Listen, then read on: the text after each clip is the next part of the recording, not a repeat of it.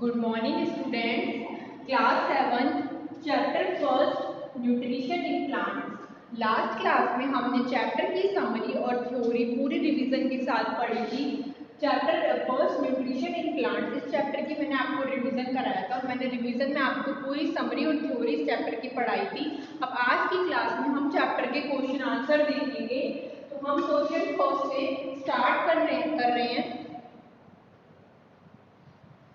Why do organisms take food? Organisms जो होते हैं, जो जीवित प्राणी होते हैं, मानव होते हैं, उनको फूड टेक करने की नीड क्यों होती है? आखिर हमें फूड की जरूरत क्यों पड़ती है? मैंने आपको बताया था चैप्टर पढ़ाते वक्त भी कि without food we can't live, because food provides us energy. क्योंकि जो फूड होता है वो एक हमारी essential for living organism. Food is essential for all living organism. It has following rules, इसके ये सारे रूल्स होते हैं। Food provides energy for growth and maintenance of the body part. Food क्या करता है? हमको एनर्जी प्रोवाइड करता है हमारी ग्रोथ के लिए और मेंटेन करता है हमारे बॉडी पार्ट्स को। सेकेंड आएगा, it provides essential nutrients. It provides essential nutrients to organisms to carry out various life processes. ये क्या करता है? It provides essential nutrients. ये क्या करता है? आवश्यक जितने भी न्यूट्रिएंट्स होता है, जो पोषक तत्व होता है, जो न्यूट्रिशन होता है, वो हमारी बॉडी को प्रोवाइड करता है। जिससे क्या है, हमारी लाइफ की बहुत सारी वेरियस लाइफ प्रोसेस होती है। हमारी लाइफ की जितनी भी प्रोसेस होती है वो होती है, उसके लिए फूड हमें क्या प्रोवाइड करता है? Nutrients. It is needed to repair damaged parts of their bodies. It is needed to repair damaged part of their bodies. इसकी जरूरत हमें पड़ती है हमारे बॉडी के डैमेज पार्ट को रिपेयर करने के लिए। हमारे बॉडी के डैमेज पार्ट को रिपेयर करने के लिए हमें फूड की नीड पड़ती है। Without food we can't live. ठीक है,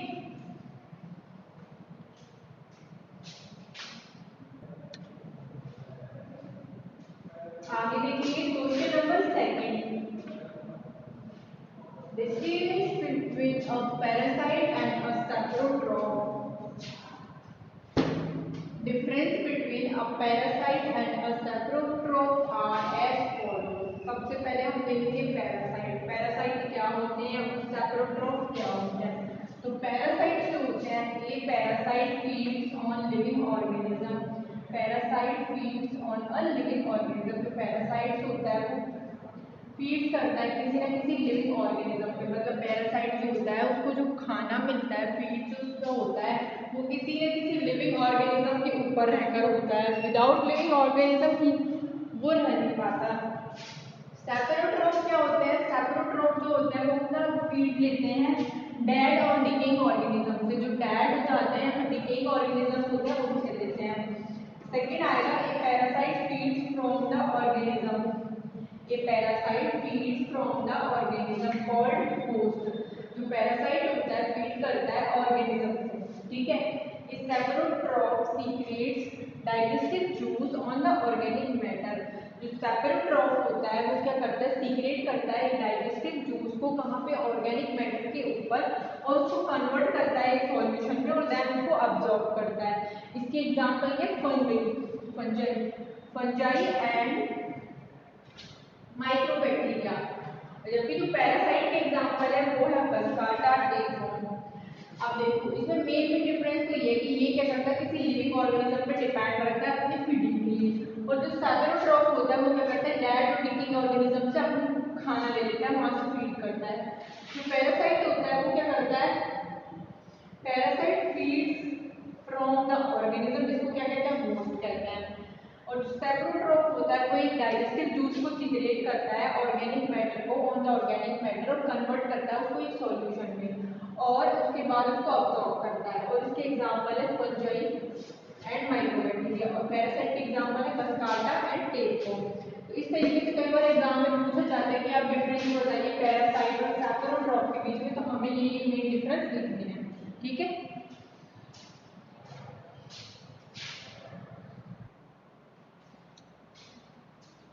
क्वेश्चन नंबर थर्ड है, how would you test the presence of starch in leaves?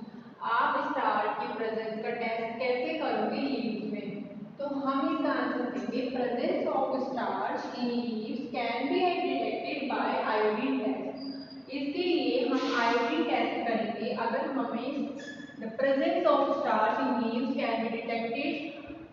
Star की प्रेजेंस लीव्स में अगर हमें देखनी है, टेस्ट करनी है, तो उसके लिए कौन सा टेस्ट होगा? Iodine test. तो आयोडीन टेस्ट के लिए सबसे पहले प्रिंसिपल क्या होगा?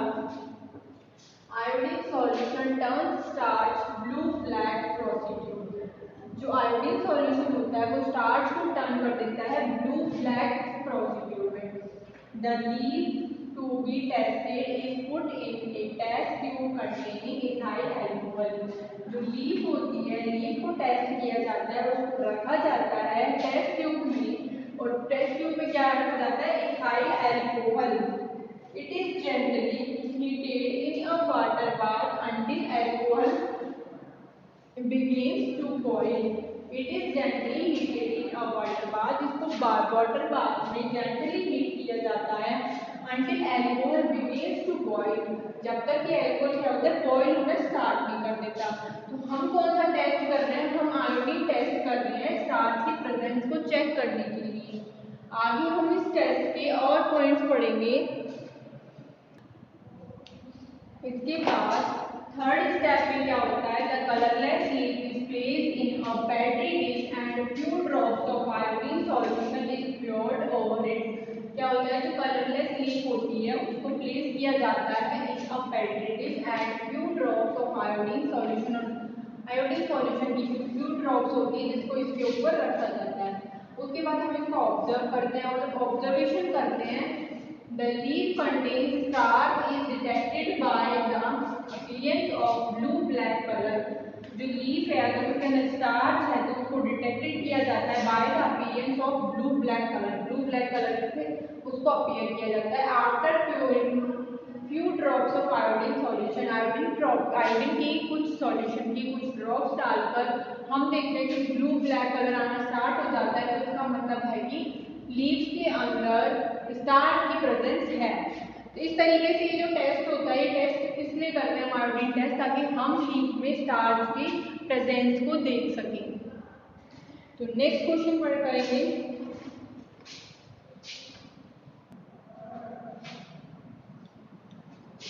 फोर्थ क्वेश्चन हम देखेंगे, give a brief description of the process of synthesis of food in green plant. हमें ग्रीन प्लांट्स में process of synthesis of food के बारे में एक ब्रीफ डिस्क्रिप्शन देना है। The leaves have a green pigment called chlorophyll. Leaves के अंदर एक ग्रीन पिगमेंट होता है जिसको कहते हैं क्लोरोफिल। क्या कहते हैं? क्लोरोफिल। कई बार एग्जाम में क्लोरोफिल की डेफिनेशन पूछी जाती है। The leaves have a green pigment called chlorophyll. It helps leaves to capture It helps leaves to capture the energy. It helps leaves to capture the energy of the sunlight. It helps, ये help करता है leaves की to capture the energy of the sunlight। ये क्या करता है? leaves की help करता है capture करने में, energy को capture करने में किसकी? sunlight। The energy is used to synthesize food from carbon dioxide। जो energy का use किया जाता है वो किसमें किया जाता है? Synthesis of food from the carbon dioxide and water in the presence of sunlight, it is called photosynthesis।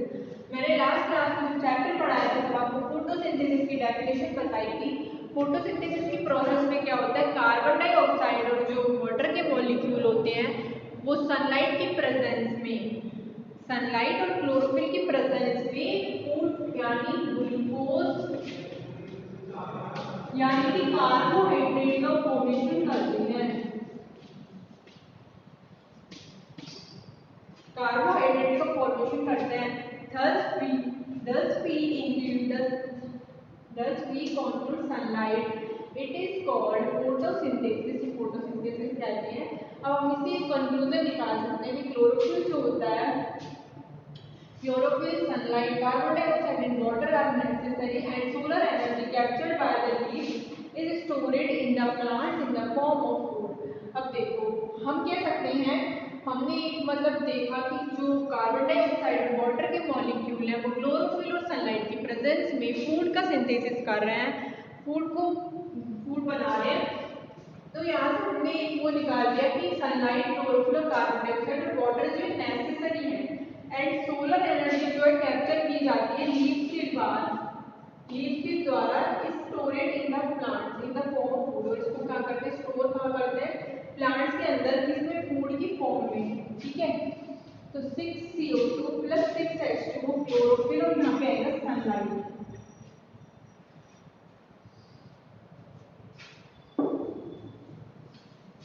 Photosynthesis बहुत इंपॉर्टेंट है, इसको अच्छे से पढ़ लेना, इसकी डेफिनेशन भी एग्जाम में पूछी जाती है।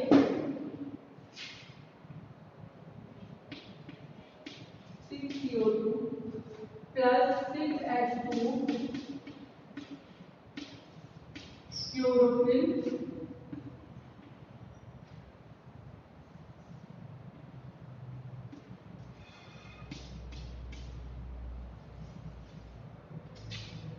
C6H12O6 प्लस 6O2 सनलाइट की प्रेजेंस में।